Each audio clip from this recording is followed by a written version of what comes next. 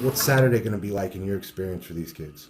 Well, for us, it's the only thing that I question or am a little concerned about, is the weather for Saturday. I mean, we're talking about ice and all that, and you would hate for the weather to be a determining factor when now you're not really evaluating. But that's football, isn't it? That's just football, how it is. and that's just the way it is, and that's what we tell the kids is that there are things we don't have control over, and but approaching it that way is that. These guys, I understand that what they're going to do. I mean, there's no question how our kids are going to react.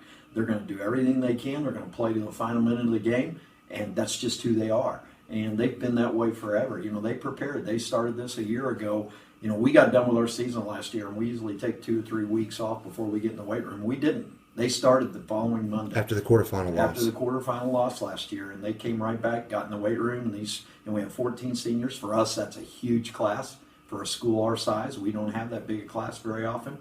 But to have those 14 seniors leading it every day, they have been on a mission to get to this game. And now, as I told them, of course we all want to win the game, but I said, well, you know what? I just want you to understand, this is rare air. Not everybody gets to experience this. At the end of the day, one team's going to go home with no losses, and one team's going to have one loss.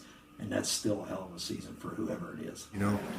How a group that has all been head coaches before, pretty much, for the 5 full-time assistants, how it works together, because you could, from the outside looking in, you could say, maybe too many cooks in the kitchen, but it's the opposite. It really is. It seems like you guys will all work together really well. Well, I think the key to that is that Coach Gehrer is he's the one that keeps it all glued together.